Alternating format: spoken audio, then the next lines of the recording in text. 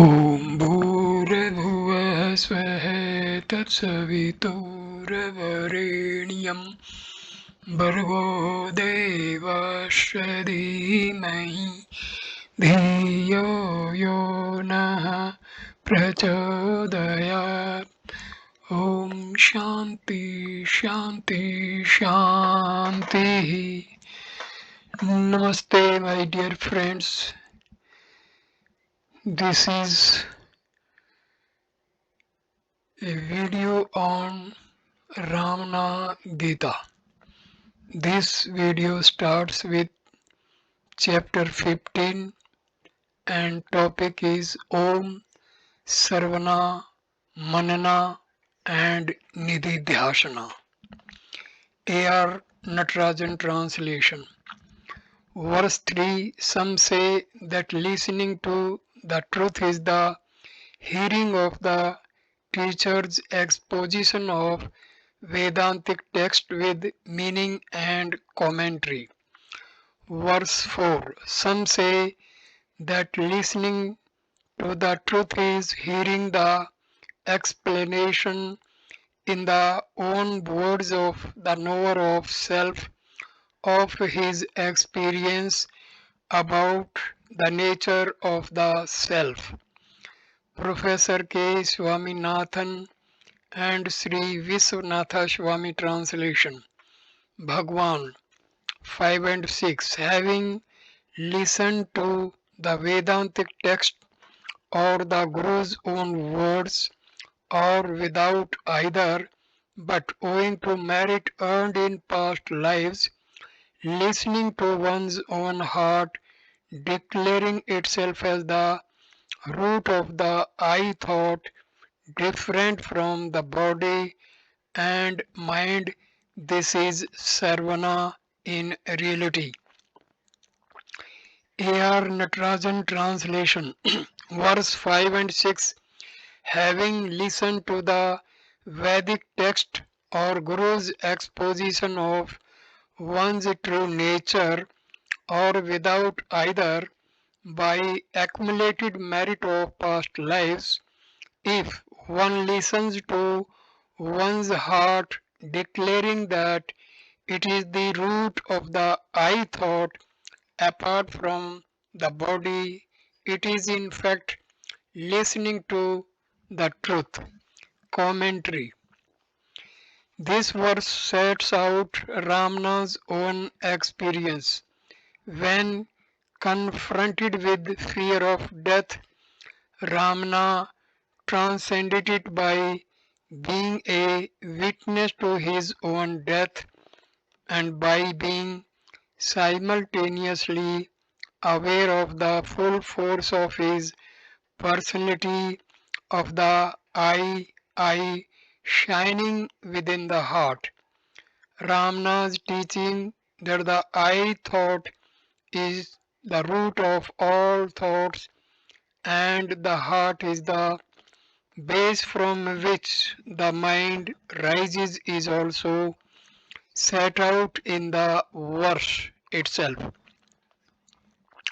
Listening to it, it is listening to the truth. This is an original interpretation of the Vedic text based on Ramana's own experience.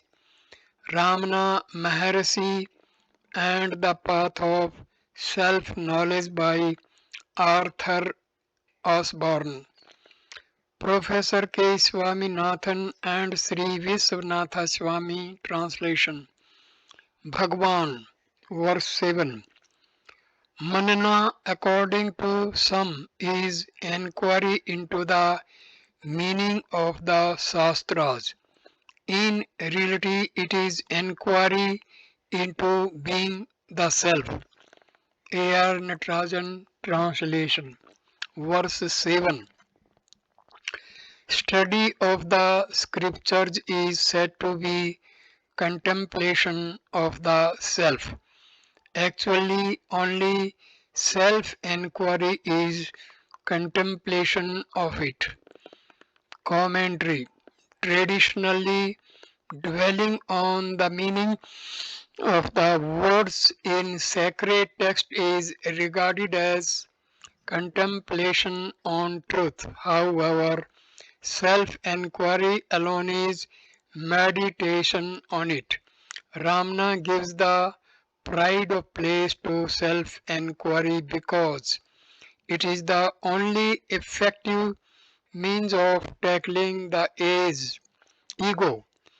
Unless ego's source is understood, self-knowledge is not possible. Hence, it is the second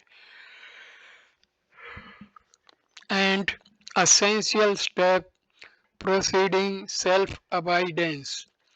Professor K. Swaminathan and Sri Viswanatha Swami translation Bhagavan, verse 8. Some say that the intellectual conviction of the identity of Brahma and Atma without doubt or misunderstanding is nididhasana.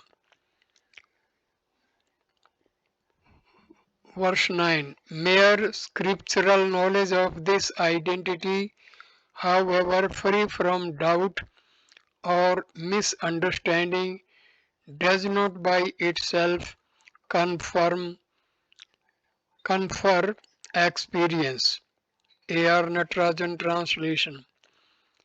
Verse 8. Some say that the apprehension through discrimination of the identity of the individual and Brahma, free from doubt or misunderstanding, is self-abidance. Commentary. The scriptures declare through sacred words like I am that, Brahma am I, the individual's identity with Brahma, a firm and unwavering conviction of this feeling of oneness of non-separateness is regarded as abiding as truth. Verse 9. Even if knowledge of the scriptures is free from doubt and misunderstanding, it does not by itself confer experience. Commentary. Scriptures are guideposts, pointers of the way which a seeker has to tread to make it his own experience. Ramana Gita, chapter 15, Om Sarvana Manana Nididhyasana. Translation of Professor K. Swaminathan and Sri Viswanatha Swami Bhagavan. Verse 10. O Vasishta, both doubt and misunderstanding are dispelled by experience alone and not by hundreds of scriptures. Verse 11. The scripture dispels the doubt and misunderstanding of one who has faith. When the faith weakens a little, they both reappear. Verse 12.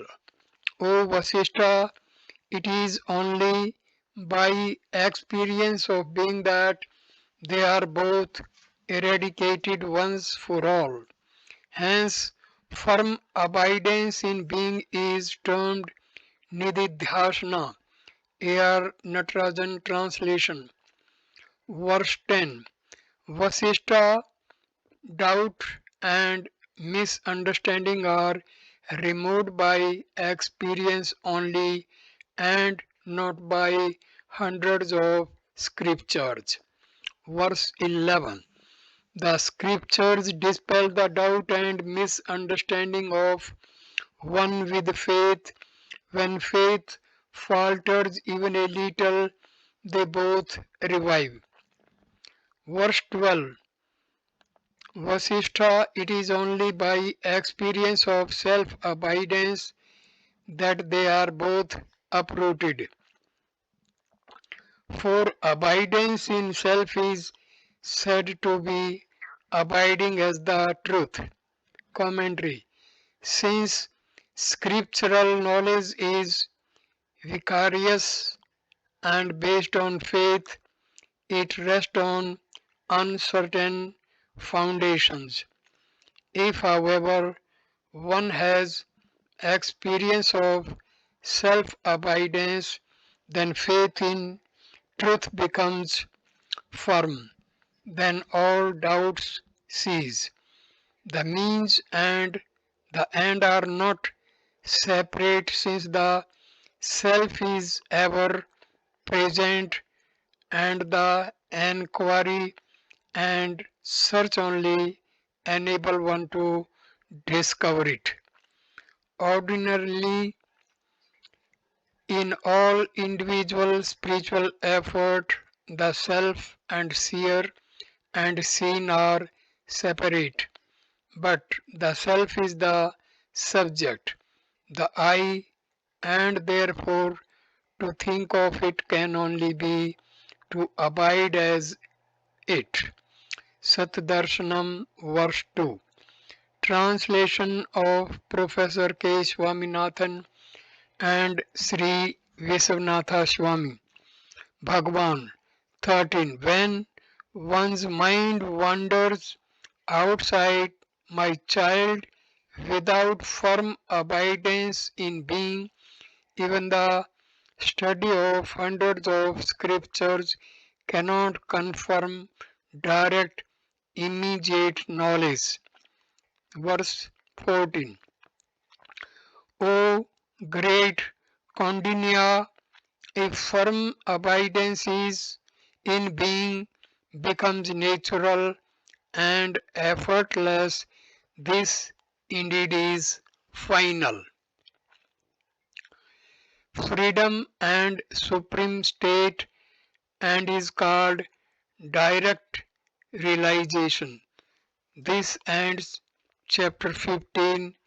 A.R. Natarajan translation. Bhagavan 13.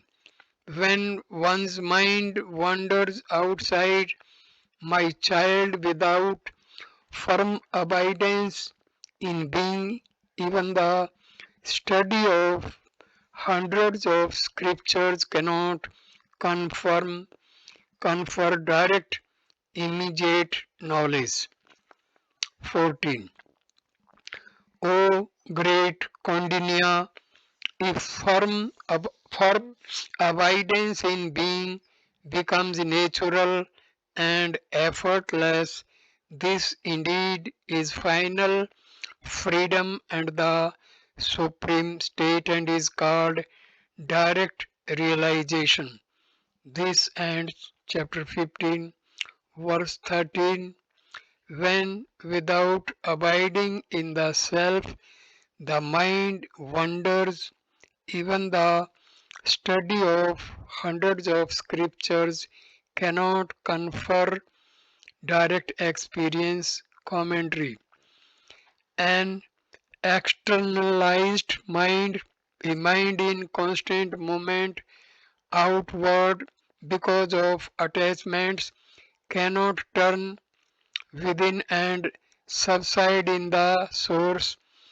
The inturning of the mind and the plunge within are essential for the experiencing of the self. Hence, a mind, though learned in scriptures, if subject to the pulls of the senses, would be incapable of experiencing the self. Verse 14. Kondinya, if firm abidance in the self becomes natural, and it is freedom, the supreme state, and is termed direct experience. Commentary.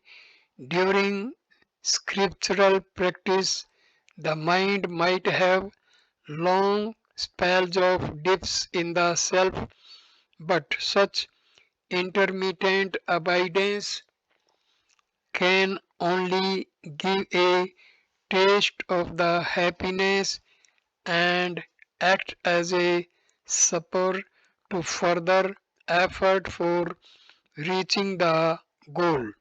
When the mind naturally and without effort spontaneously remains merged in its source, the self, then experience of the self abidance is direct. It is final freedom. Then the sense of doership is dead. The stillness of being is not disturbed by distracting thought. It is the supreme state, for it is one where bliss inundates always and the experience being one's own is direct. Note: Translation of Professor K. Swaminathan and Sri Vishwanatha Swami. 1. The question regarding Bhakti, the best of men, the highly auspicious Bhagavan Ramana Maharshi spoke thus too. The self is dear to all, nothing else is as dear. Love, unbroken like a stream of oil, is termed Bhakti. A.R. Natarajan Translation. Verse 1. Then questioned regarding love of God, the best of man, the highly auspicious Bhagavan Ramana Maharshi spoke thus. Verse 2. The self is dear to all, nothing else is dear.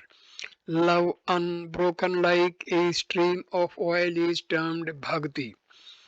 End of chapter 15. Om Sarvana Manana Nididhyasana. Chapter 16 on Bhakti. Commentary. The statement reminds one of the advice of Yagnavalkya to his wife Maitreyi in Brihadaranyaka Upanishad. Be it that of wife for the husband, mother for the child, and so on, is sweet only because of the love for the self. The love mistakenly identified with the name and form really springs from the self, the source of all love and bliss. Reference to a steady stream of oil is a traditional analogy and would suggest a continuous relationship between subject, the individual, and the object, God. Such a steady contemplation would in time result in the merging of the individual in the particular Godhead. The ecstasy of such union is termed Parabhakti or supreme devotion. In Upadesa Saram, Ramana uses a different expression like the flow of ghee to indicate the sticking endearment between the devotee and God, which comes inevitably from a steady and loving relationship. Ramana's reference to the self as dear to all is worth noting. Worth noting.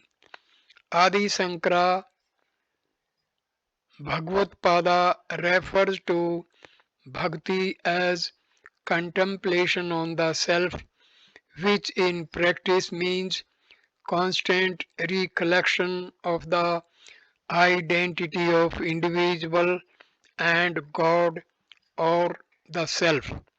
Upadesa Sarm, verse 7. Note: Sanskrit version of chapter 16 in Ramana's handwriting is in photo file. Translation of Professor K. Swaminathan and Sri Viswanatha Swami. Verse 3.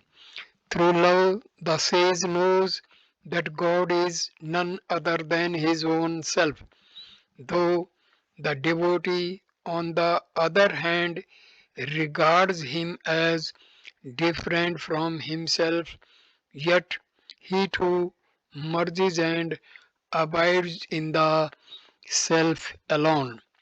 4. The love which flows unbroken like a stream of oil towards the Supreme Lord leads the mind infallibly into pure being even without once desiring it. A.R. Natarajan, translation, verse 3. The learned one knows through love that God is not different from oneself, though the devotee regards God as apart, he merges in him and then abides as the self. Commentary. The approach to God, the spiritual practice of those pursuing the pathway of wisdom is to meditate on the individual's identity with God. For them, I am that contemplation, the meditation on unity is the way votaries of the path of devotion begin by regarding God as the object of worship, but in the end, when through the strength of the single thought of God their devotion deepens, then they too merge in the Godhead or the Self. Verse 4. Even when benefit of the desire for it, bereft of the desire for it, love flowing to God like a steady stream of oil undoubtedly leads to the self. Commentary. All thoughts emanate from the self, for the root of all thoughts, the I thought, rises from the self. When the mind is gathered together and a single thought of the Supreme prevails, it leads one back to the source. This is because God and the self are not different in essence. Translation of Professor K. Swaminathan and Sri Viswanatha Swami, 5 and 6. When the devotee, regarding himself as a separate, limited individual of poor understanding and desirous of deliverance from suffering, takes the omnipresent supreme reality to be same deity and worships it, even then he attains in the end that alone. A.R. Natarajan, translation. Verse 5 and 6.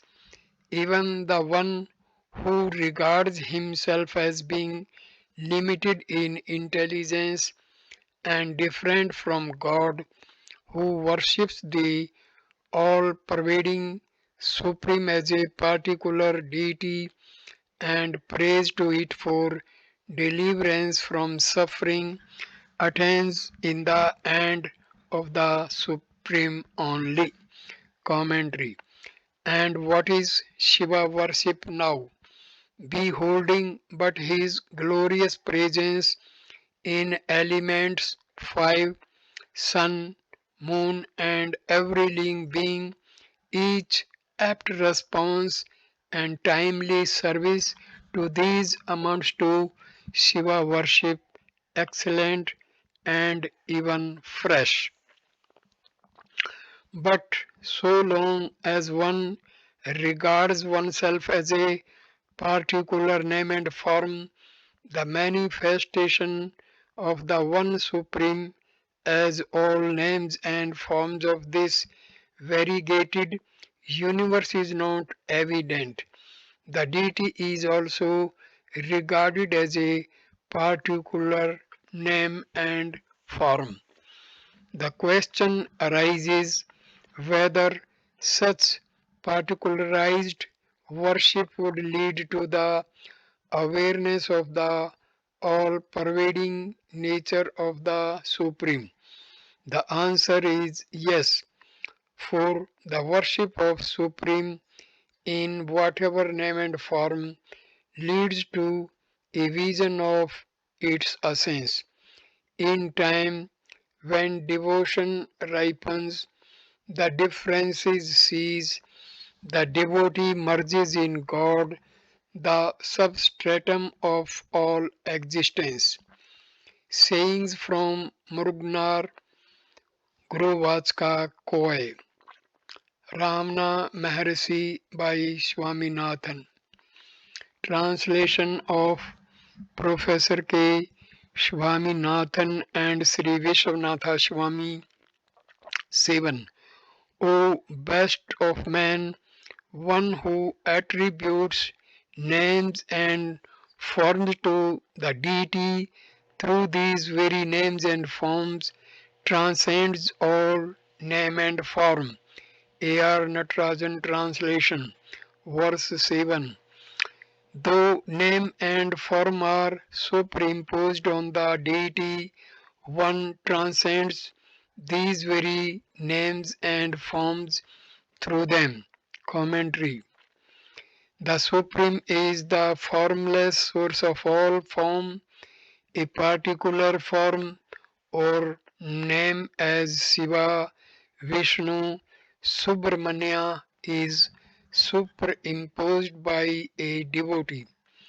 Such limitations spring from the ignorance of the devotee who not only regards himself as a particular name and form but also regards the Supreme as a particular deity with a specific name and form. The question arises if the true nature of the Supreme would be known to the devotee, notwithstanding the approach. Ramana answers that it would be known. Translation of Professor K. Swaminathan and Sri Vishwanatha Swami. 8. When bhakti has grown perfect, then hearing once about reality is enough, for it confers perfect knowledge. 9. Bhakti, not continuous like stream, is called intermittent bhakti. Even this is bound to result in supreme bhakti. A.R. Natarajan translation. Verse 8. When when devotion is complete, listening once is enough. Then devotion itself confers perfect knowledge. Commentary. The listening, sarvana, is listening to the reality, to one's identity with the self and being that.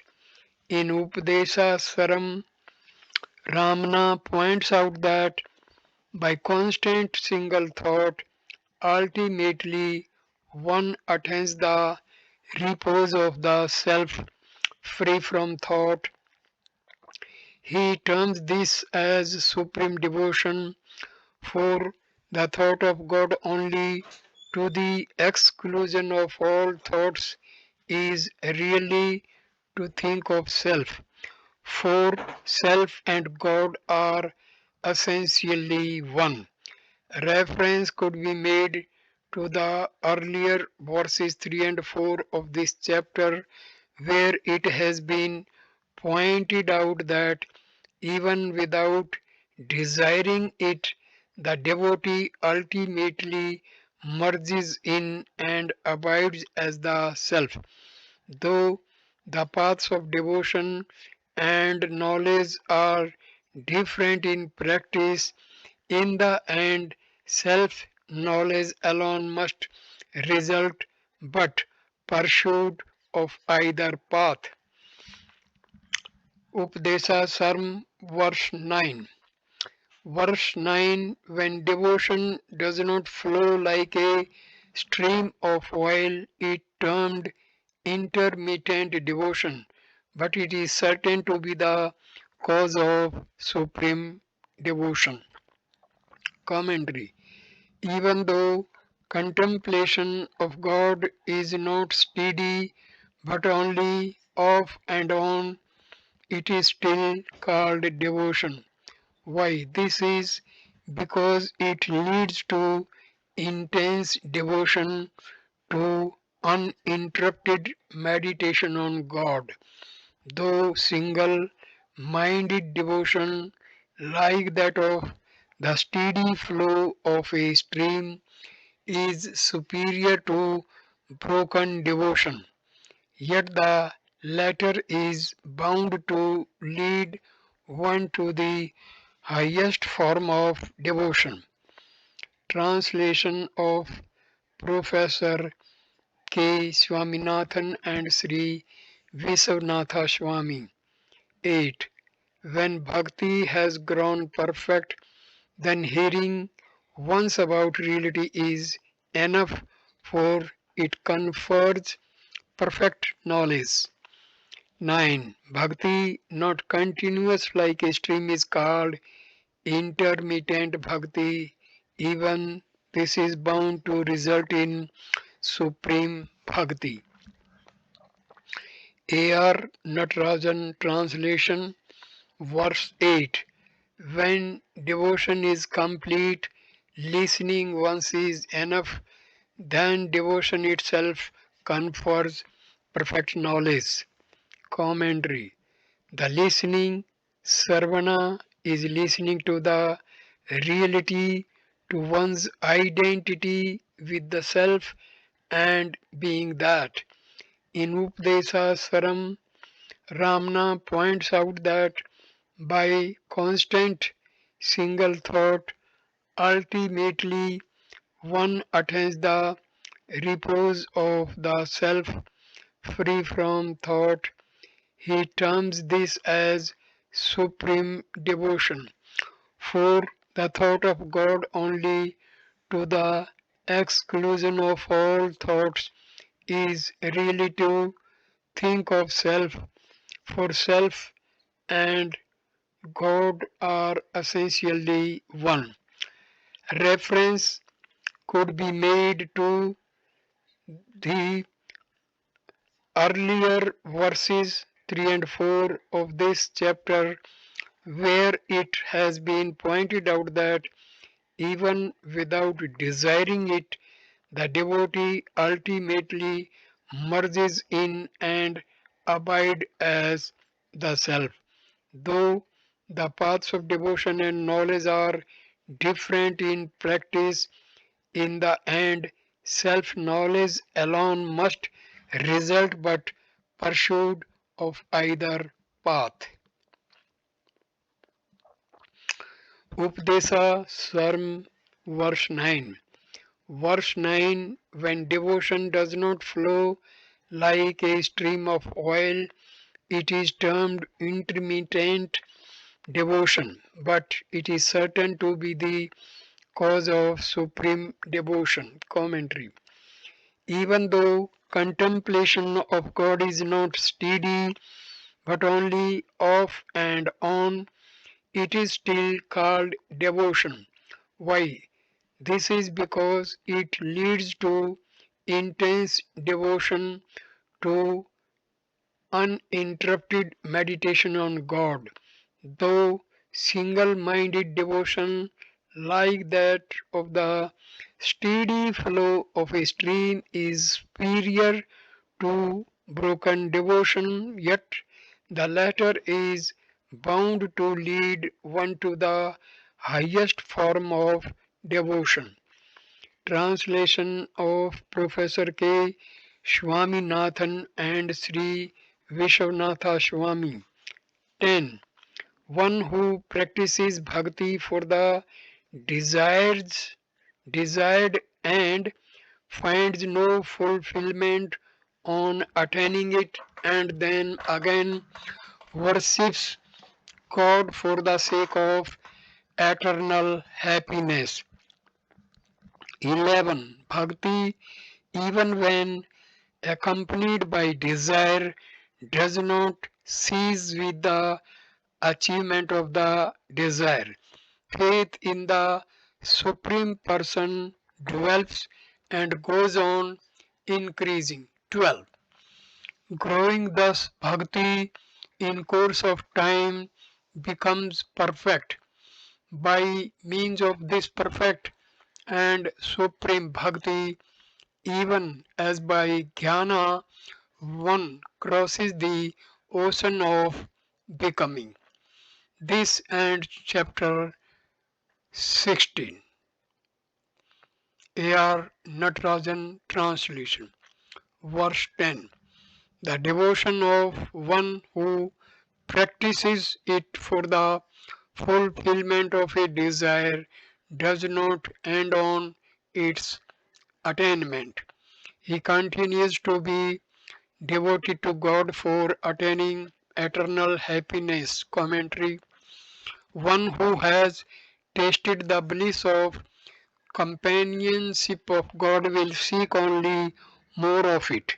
Initially, the dominant cause for the devotion itself is the satisfaction of desire for things of the world. Gradually, love of God for the highest, for bliss without end, takes its place.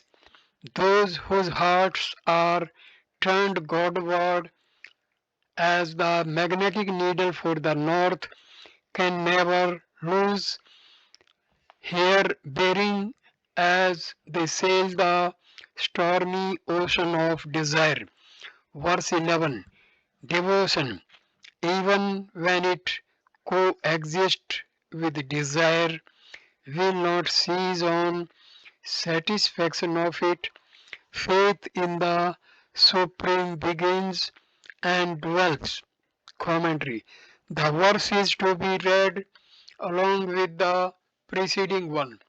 One more reason is given to explain continuance of devotion, even though motivated to start with. One would expect logically that it would end when the motive ceases, but in practice it is not so. Why? For imperceptibly along the way, faith in the Supreme is built up and success only strengthens the belief. Verse 12. The devotion growing thus becomes complete in course of time.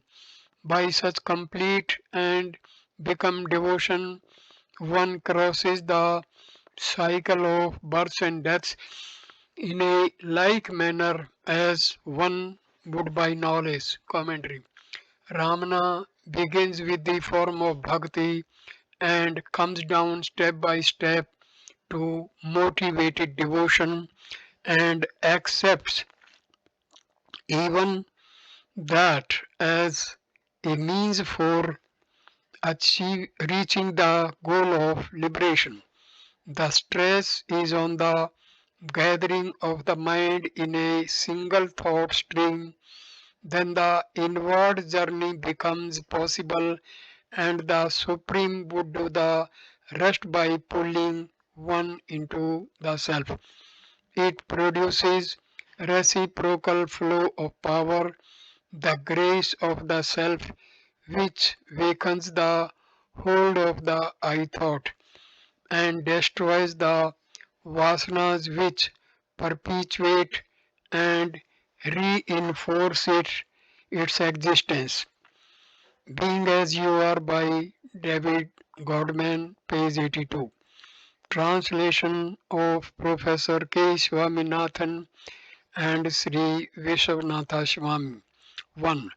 On the 25 August 1917, Vedarbha, best among the learned, bowed humbly before the sage and questioned him again. Vedarbha 2. Does jnana come to us gradually, little by little, day by day, or does it, like the sun, blaze forth all at once in all its fullness?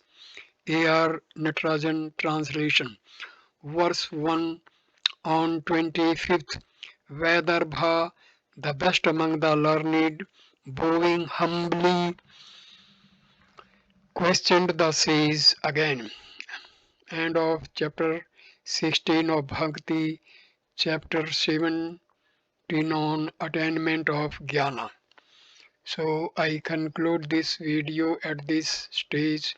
Next video will start with chapter 16 on Bhakti. Thank you for watching this video. Namaskar, my dear friends. Thank you.